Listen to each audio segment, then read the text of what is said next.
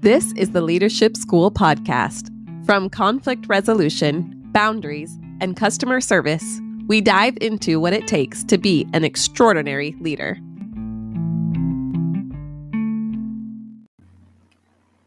Anchor Podcast is the easiest way to make a podcast. Not only is it free, but it has everything you need, including creation tools that allow you to record and edit your podcast right from your phone or computer. For me, in just a few minutes, I was able to go from an idea to a reality of having my podcast launched and out there. Anchor not only distributes your podcast for you on all platforms, but it has everything you need in one place. You can download the free Anchor app or go to anchor.fm to get started. Paula, thank you so much for being here and joining me for Leadership School today. I'm just privileged and honored that you would come and talk with me about your leadership expertise. I'm just so excited to hear all these great things that you have to say. Thank you. I am so honored to be a part of this. I know that you're getting some great reviews, and not only that, I think it's really important that we talk about leadership. Yeah, and that's what you do. That's you talk all about it. You're like this leadership queen. I love it. You really are, and you have some really cool things going. So before I go any further, why don't we just tell everybody a little bit about who you are, what you do, and then we'll go from there. How's that sound? Absolutely. So my name is Paula White. I worked in corporate America for about 30 years in sales. And in sales, going from an independent contributor manager to a director, 32 to 35 people. It was challenging. Yeah, although challenging enough that I loved it. I'm a loyal person, so I've really only worked for 4 people. I worked at a travel agency when I first got started, and that's where I learned my sales skills, besides my parents. And then I worked for an investment firm. Then I worked for a veterinary distribution and then a healthcare distribution. So I thought it's time to do something for myself. Yeah. So what is it that you're doing? Tell us. Yeah. So when I first left, I decided that I would sleep for about 3 months and catch up. Oh, that sounds wonderful. I've got 2 young kids, and man, I think I could sleep for 3 solid months. Yeah. I was driving every single day. In the process, I was writing 3 years. So I started to put it all together. And I've authored a book. It's coming out January 11th in 2022. And it's really based off of my leadership techniques and the things that really drove me. And, so what I'm doing is hosting workshops on that, speaking events, and of course, the book. And it's really about shifting leadership perspective through music. Yeah, you have a cool relationship with music. Yeah. So I want to hear about your music and how that relates, but I want to hear a little bit more about your leadership experience because you led those teams in sales. You were sales directors, yes? Yep. And I kind of just want to know about what that taught you. You are taking all those lessons and putting them into your book, putting them into your own leadership consulting and coaching that you do. But there are some really big takeaways and some experiences that you had that have kind of led you to here. There are, I would say when you first start out, you want to be the best leader, manager, people leader that you possibly can be. So you tend to hover. You tend to micromanage. You tend to become a little narcissistic, at least in my case, right? And you have to learn those lessons and you have to earn your scar tissue because that's how you grow. I was one of those leaders at the beginning of my career, and I learned this growing up. This is part of my generation, is you do everything you can to please your boss, right? That's just what we knew. I still want to do that. I'm the boss, but I still want to do this. I think there's some fear associated with that. If we don't please our boss, then we could lose our jobs. We could get fired. We're not going to get promoted. We're not going to get the things that we want. And so we hustle, trying to be impressive. And we want people to like us and say, you're the best I've ever seen. Yes. Right. Especially in sales.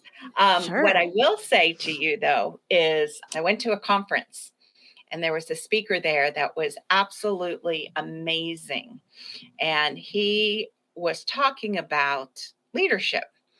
And he said to me, as he was standing up there, and I felt like he was talking directly to me, he said, flip the organization chart. Don't work for your boss, work for your people. Because ultimately, your people work for their people work for the customer. And how do you really grow a company?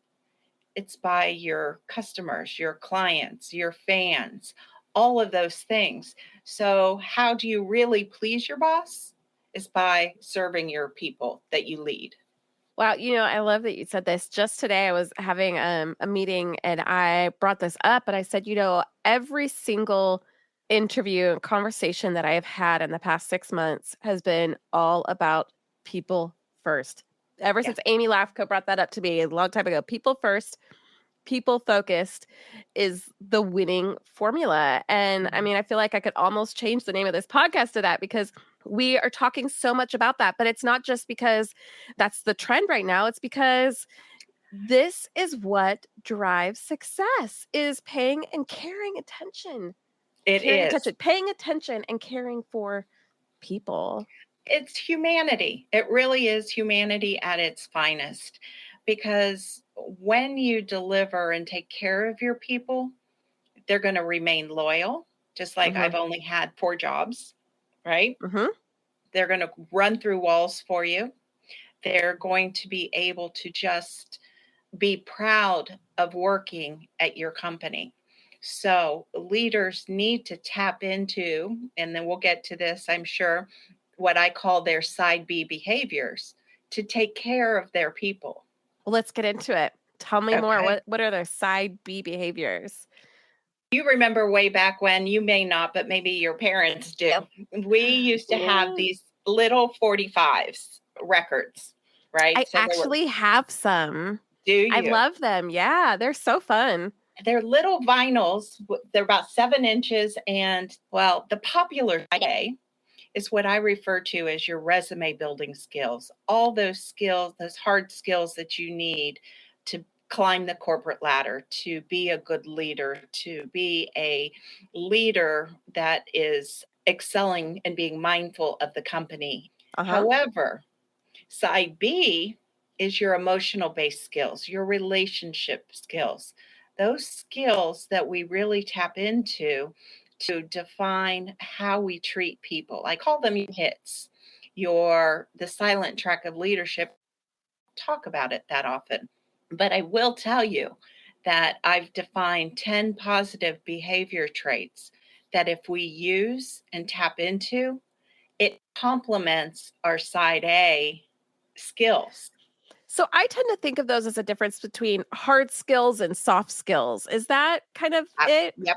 Okay. So you're saying that the side A is going to be the hard skills that we can say, I have a degree in this. I can type 100 words a minute. I can use this software X, Y, and Z. And then your soft skills are going to be like, your side B, your soft skills are going to be like, I am super easy to get along with. I am kind. I'm compassionate. Fill me in. You said there's 10 of them. There's 10 that I've defined, and I've put them all with band members, but we'll just look at them right now. First one is curiosity. If you show up curious, what you're doing is you're asking a lot of questions of your people. They feel valued and heard, right? Yes. Next one is trustworthy. Anyone who has a leader that they trust, that's like the gravitas of anything, right? The Olympic gold medal. Kindness, graciousness, ethical, courage. And I've got sincerity and certain, all of those things that live deep, but we might have put them on the back burner to really educate ourselves on those hard skills like negotiating, budget planning, all those things that are really going to help you. So we need to bring that back and tap into those positive behavioral traits. So how does this come into your music? Like, Or do you have a background in music? Do you just really love music? Do you have like 5,045s in the back of your I in your do. office? I have albums all over the place. But what I will tell you is music's been a part of my life forever. And mainly because I am dyslexic. And back in the day, having dyslexia was just a mincing of words and letters. But Mhm. it's not. It's so much more of a neurosity than it is anything else. The only way for me to take tests or to do something was to really put it to music. And I learned the anatomy, what our bones were, by music. I'm sure you people and listeners right now would say that half of them probably still sing the ABCs to remember what comes after a certain letter that they can't remember, I do. right? Yep. I do. Or any of those things then, but remember Schoolhouse Rock? Mhm. Conjunction, junction, what's your What's your function? function? Yep. Or I'm just a bill on Capitol Hill. Yes. I still know So, all the names of the presidents because in elementary school we had somebody come and taught us the presidents to the tune of Yankee Doodle. yeah, And I still use that to remember who they are. And I teach it to my kids. it's just one thing I used as a technique growing up. Well, I kind of moved away from that. And my daughter, who got into the music industry and started bringing bands to our house that were playing in Columbus, and I started listening again, it brought it all up. And there was a point in my career that I was struggling in leadership. I was struggling because I was being asked to be something different than I was. I was asked to be pragmatic, not so motherly, this, that, emulate this person. And it was interesting that we had an opportunity to tell me how to do it, but no one never did. It was just do that, be a leader like that. And I couldn't understand that. So I went out on a self awareness journey and I went, okay, what am I going to do? But I was sitting in the car and Otis Redding comes on. I don't know if you remember the song Sitting on the Dock of the Bay. Sitting on the dock of the Yes, bay. there it is. Yep. Mhm. So a lot of people put that in, but those weren't the lyrics that hit me. The lyrics that hit me were, I can't do what 10 people tell me to do, so I guess I'll remain the same. And that Wow. just, music is such a universal language. I was saying, somebody got it. Somebody understands how I feel. And that may not have been his intention in writing that, but that's what I felt. And that's what came. So I looked at my rearview mirror because I was in the car, and there it was. My inspiration was in front of me. And I asked my first what if question. What if I could use my love of music to tap into my leadership? And so I started. When you said music is really universal, it made me think about how so often music can bring us into a space. Like if we hear a song that you haven't heard the song in 20 years, it'll come on the radio or someone will play it on, whatever at a party. And all of a sudden you'll know all the words and it will transport you to a place in time. Yep. It's very powerful. And so you are harnessing that power and that energy into transformation of leadership skills. Correct. And that's really the second aha moment I had was when I was at a concert, at the Struts concert in Atlanta. And I wanted to go, we went in early so we could meet them. Well, this was a quaint venue. So it was a pit where everyone was standing room only. And at my age, standing wasn't going to happen. So I ran upstairs to the balcony and we got first row, center stage balcony. And as I was listening and enjoying and singing every single tune that I could, I looked down and I saw all of the people in the pit jumping up and down, waving their hand, just like the lead singer. And all of a sudden, I thought, wouldn't it be phenomenal if leaders could rock that same kind of from their employees? So that was my second what if question. Wow. Okay. So, what a cool concept. How do you do this as a leader without being like, everybody worship me?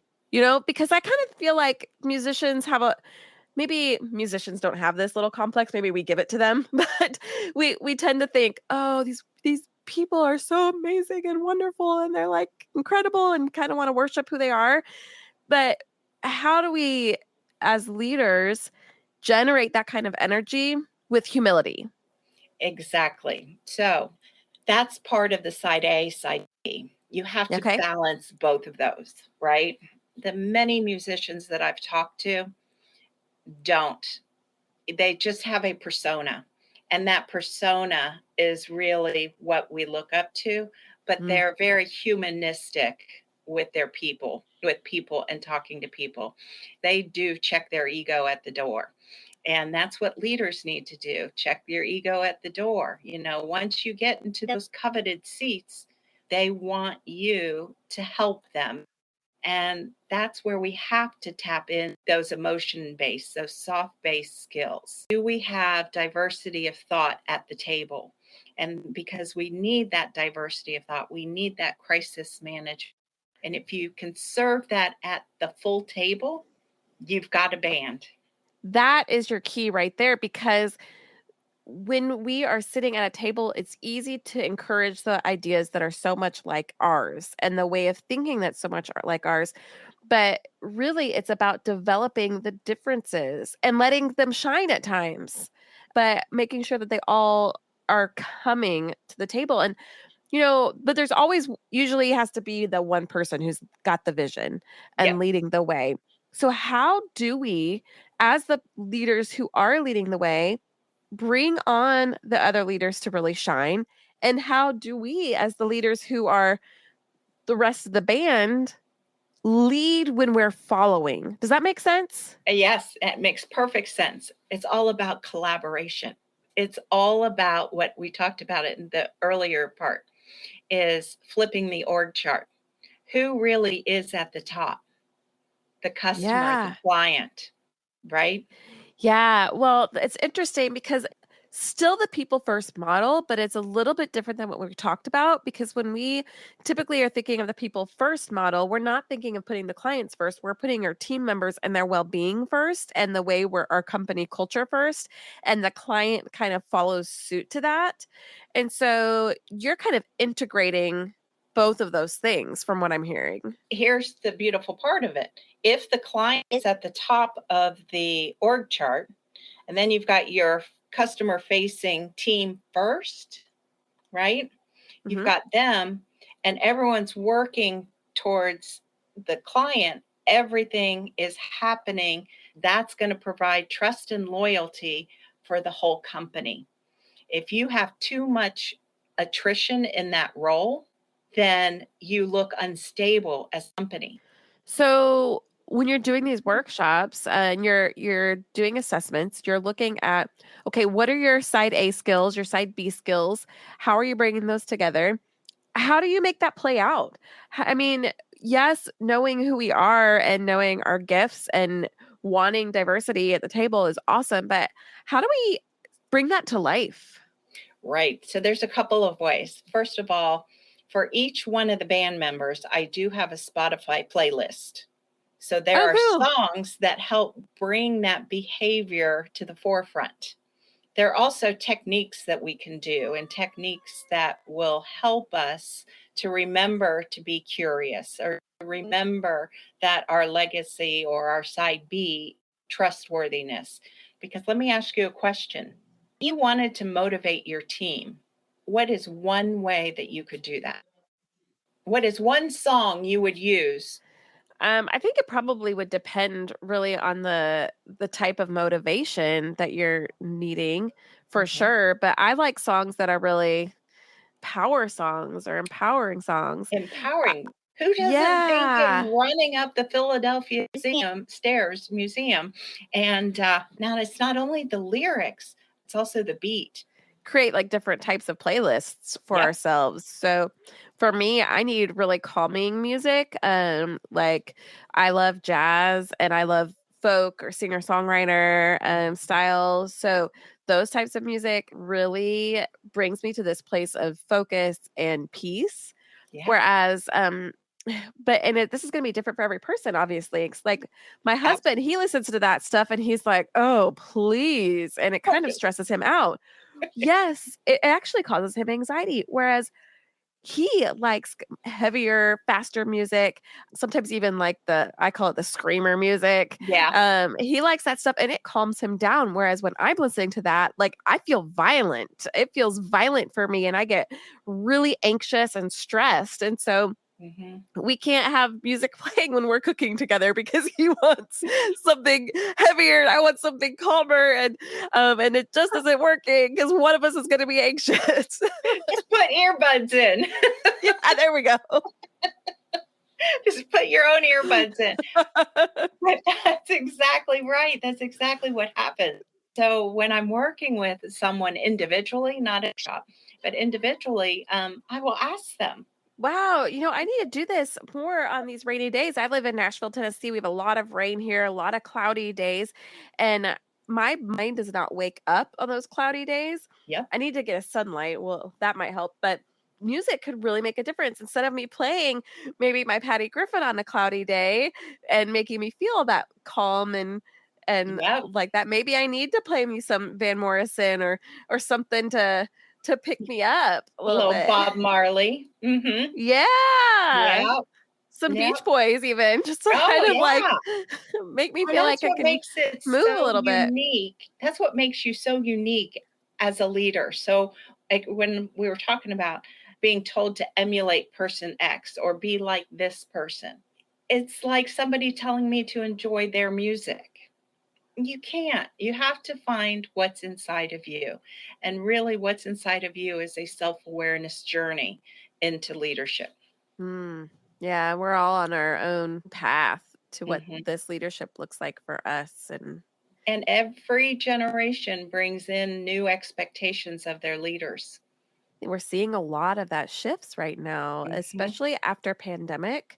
As we are, they're calling it the Great Resignation, but it's really people not willing to go work for somebody who's not going to treat them with dignity and respect.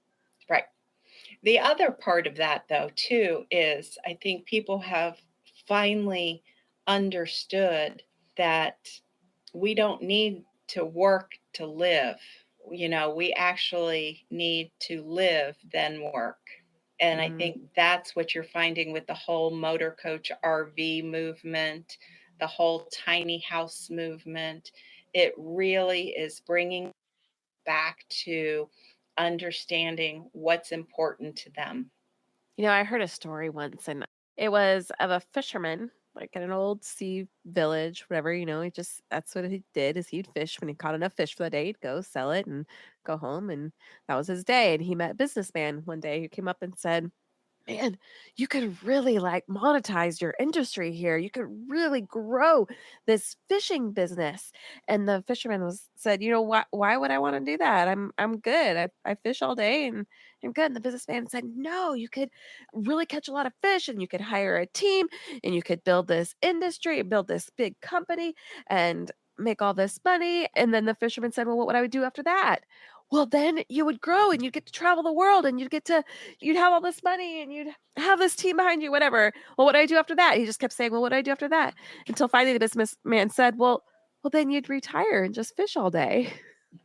Full circle. The fisherman just kind of looked at him and went, what am I doing here? I mean, what are we doing here? But some of us do have those dreams and visions to really grow. And that's exciting for us. That's how we want to live our lives is, if you've got this vision to see something grow and expand and explode, then not pursuing that would be a disservice to you, because that is how you want to live your life. But if you're doing that as a means to have the life you want, like this lifestyle, to be able to rest and relax at the end of the day, why not start there? Right, exactly. But you know what? I hired my first hire. He actually wanted to be a CEO by the time he was 35. That was his dream. And if that's his dream, Yeah. then go for it. Enjoy the view and watch and take care of the people who helped get you there.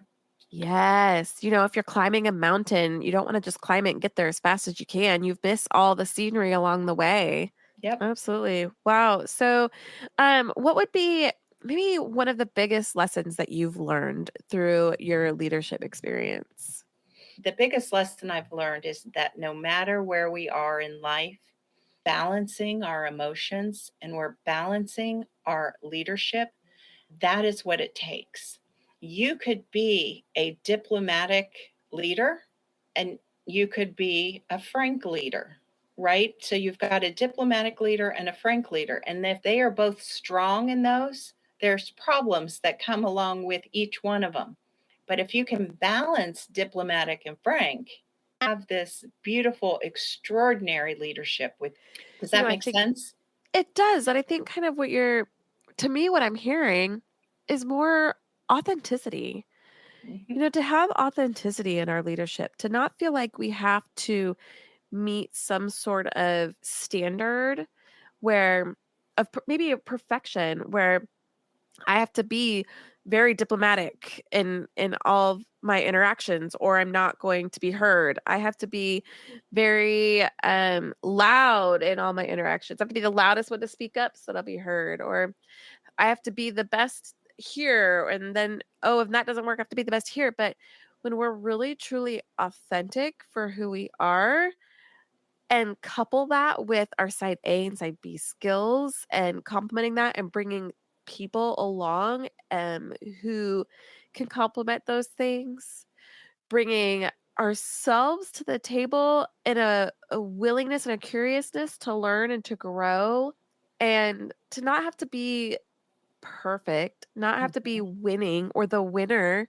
Mm-hmm. but just being there and present and Mm-hmm. caring about other people and what that looks like.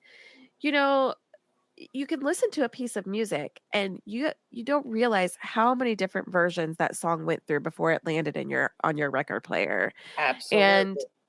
no matter how many times that song can be mixed and recorded, every musician's going to think, every creative thinks this, it could be just a little bit better. Mm-hmm. 6 songs, and they're out on my YouTube, but I did the same thing. And I keep thinking over and over. Now, I had a producer do the music, I just wrote the lyrics, but I kept thinking, what can we do better? What can we do? So, yeah, if you're going to spend 8 hours, 10 hours of your life at work, bring your whole self to the people you serve. And the people you serve is everyone around you. It's not just the people you lead, but it's your colleague, it's your boss, it's everybody around you. And you don't necessarily have to separate yourself, your work, and you don't have to No. separate those things.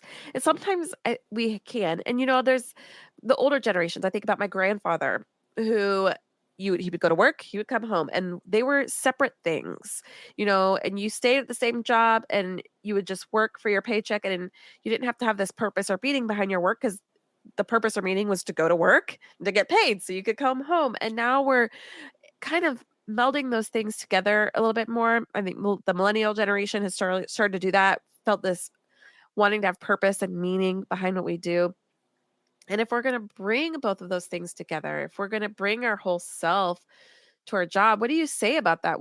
How would you encourage someone to do that with integrity, with balance, with being able to do that, but not having so much of yourself wrapped up in your work that it becomes part of your identity? Or would you say that that's a good thing? Well, my identity, unfortunately, caused problems at home. Living that workaholic life and living that life that work is your identity is not sustainable. It is No. not sustainable. It is something that we need to balance. You know, we talk about work-life balance. Well, I'm talking about work-work balance. Bring something into work that's part of you. And for me, that's music. For others, it might be a painting, for, something creative, because that's what's going to really open up your mind and start your innovative process going. Because when you're living your identity and that's all you're doing, you're stuck in the same old repeat song over and over and over and over and over again. And it gets monotonous. You got to change it up a little bit. Try a new flavor, try a new song, right? And that's really what we have to do at work. Yeah. So I'm wondering if you could just clarify for me a little bit, because I'm trying to put all this together here. So we want to bring our whole selves to our work, but do that in a way that's sustainable, that's authentic, that uses our soft skills and our hard skills, our side A and our side B skills, that puts us in positions where we can lead and follow. Honestly, it kind of sounds overwhelming.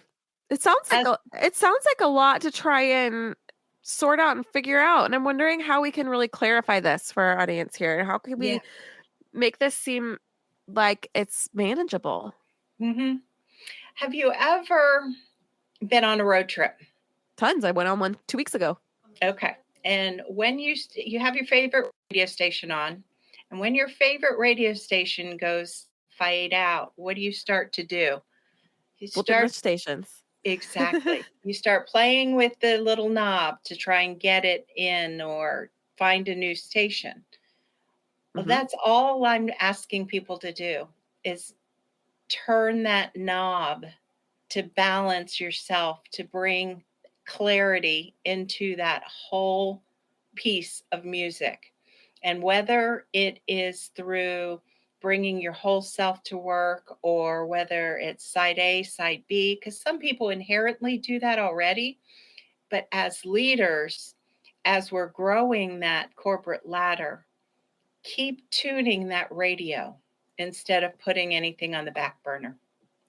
Does that help provide clarity? Yeah, I think it does. And it's not like there's this standard of perfection that we have to achieve. It's that exists somewhere in the world that we're looking at. It's a standard for ourselves. That's right. What are we willing to listen to? What is it that the music that we like? What is it that we want to play and who we want to be, and not necessarily what someone else is and not necessarily, I don't even mean that. I mean, and not what someone else is expecting of us, or what's our culture or society expects of us, or what the job expects of us, but who are we and what do we have that we can bring to what we do in our work?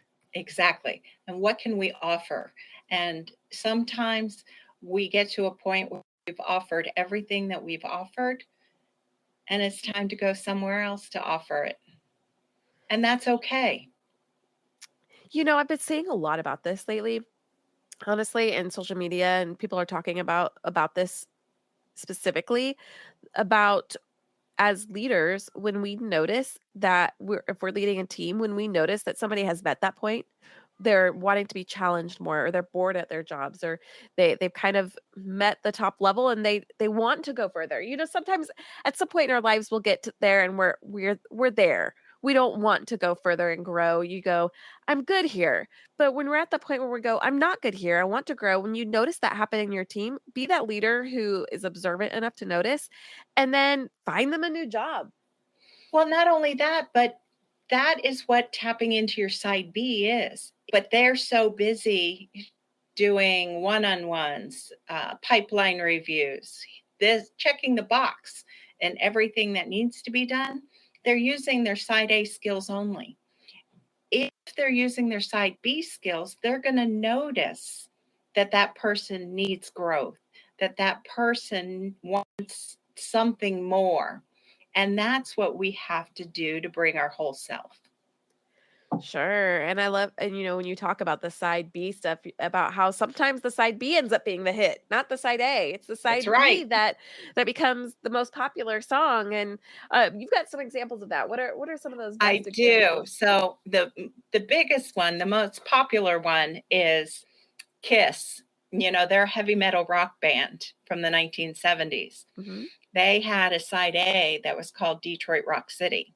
Their side B was a piano ballad called Beth, and it was about one of the band members' wife. And Beth became their biggest hit and their most popular song. You have Wipeout by the Safaris. That was the side B? Yeah, that was the side B. And you know how that happened? They needed to record something because they weren't going to leave it blank. So the drummer just sat down and started jamming on the drums. That is how Wipeout came. Good Riddance by Green Day. Maggie May by Rod Stewart. You can't always get what you want by the Rolling Stones. Wow, so there's so many examples of this. And what I'm thinking when you said that example about Wipeout, when they just sat down and played, sometimes when we just sit in that space, and I'm closing my eyes when I'm thinking about this because I'm kind of honing into that space for myself. When you are coming from your core, from your soul, from your heart, like, and you're just feeling things. This is what creatives do when they're creating, they're writing, they're painting, you're making something. And this is what we do in jobs and career and leaderships. You're actually coming into that creative space of yours where you're being vulnerable with yourself and really getting to the heart of who you are. And when you can bring that to your life, to your lifestyle, we've talked mostly about work here because that's what you do is you bring this to companies. But when we can bring that to our lifestyle and to the things that we're doing to make money, and that making money helps us to live our life, and the other way around, where we're now living to work, not working to live, when we give all of that, that is where the magic happens. Yeah, it's exactly. And interestingly enough, it was, I read the story and he just sat at the drums and started just going. And like Kiss, the rock band, just belted out this piano ballad. Side B is a place where we take risk. It's a place where we're vulnerable. It's a place where we have courage to bring our whole self to make a difference in other people's lives. I feel like I need an amen. That's okay. You can Amen. do that too. Wow. Yeah. Well, I want to ask you the two questions I ask every guest on this podcast. We've kind of skirted around them like we always do, but Yeah. my question specifically is, what does it mean to you to lead with integrity? What does it mean to lead with integrity? And that really sums it up. We bring our whole self, who we are. We're vulnerable, we're courageous, we're brave, but most importantly, when we have integrity, we're ethical, we have a great do-say ratio. Great do-say ratio.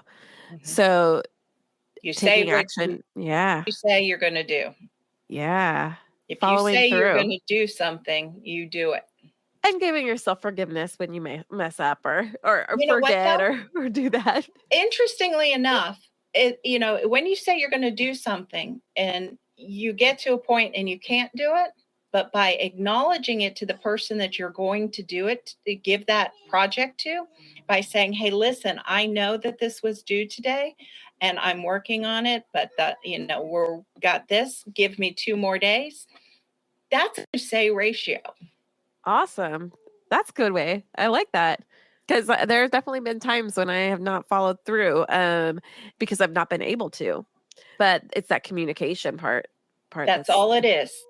Yeah. Mm-hmm. And that changes it. Awesome. Okay. So question number 2, what does it look like to you as a leader personally? How do you personally lead with balance? With balance.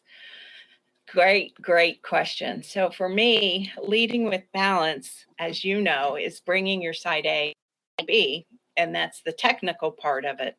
But to lead with balance really means to getting to know the people that I lead, my team members, the people who are, what are their goals? What are their wishes? How can I help them? And if we do that, then we will achieve our numbers. Awesome. Wow. Well, this has been so fun. It's been really enlightening. I've never been a huge music person. I enjoy music. Typically for me, music is background, Yeah. which is just like shameful for anybody who loves music. They hate it when I say that. I have when I first moved to Nashville, I live in Nashville, right? It's Music City. So everybody talks about music. And I had this group of friends and at one time who were all in the music industry. Every single one of them. And they would mention something about music and I'd go, yeah, okay. And I would just be clueless. They'd met famous music artists that everybody knows about, and I'd say, "Who is that?" And they'd stare at me with these big eyes, and they'd go, "Kyla, you don't know who that is?" And I go, "Sorry." And I'd sit at the dinner with them, and they'd all be talking, music chit chat and being on the tour and road. And I've learned a lot about the music industry, but I would never be able to contribute to these conversations because I like talking about well-being. I like talking about self-worth. I like talking about self-care and integrity and leadership. And these are my topics. So I think this is so fun that you're integrating both of those things, especially for people who, a great majority of the world who are not like me, who really thrive and grow off of music. And it's so significant and such a significant part of your life and just a part of the world that we live in, and really has made like certain songs that can make a huge impact in how you go about your life, like your example of the song that you had. And it's a really, really cool way to do this. So, Paula, we can find you in a couple of different places. You have a book you mentioned coming out, your Side B book, and you can pre-order that now.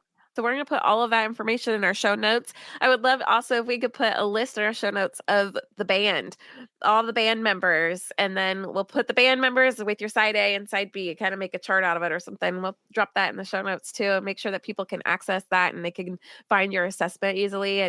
And we can do that because what we're about here in Leadership School is just really empowering people to lead with integrity and balance and have some great skills to do that. So you have really brought some of those skills to us today, and I'm just so grateful for your time and honored that you'd spend this time with us, Paula. Thank you so, so much. Thank you so much for listening. If you enjoyed this podcast, please like and subscribe and share it with everybody you know. And if you really liked it, you've got to try out my leadership group. It's full of information about setting meaning and purpose in your leadership goals, creating life balance, well-being, self-worth, as well as basic leadership skills like setting boundaries, conflict resolution, communication with your teams. I think you'll love it. Please check it out at kylakofer.com. That's KYLACOFER.com. And I can't wait to see you in our next group.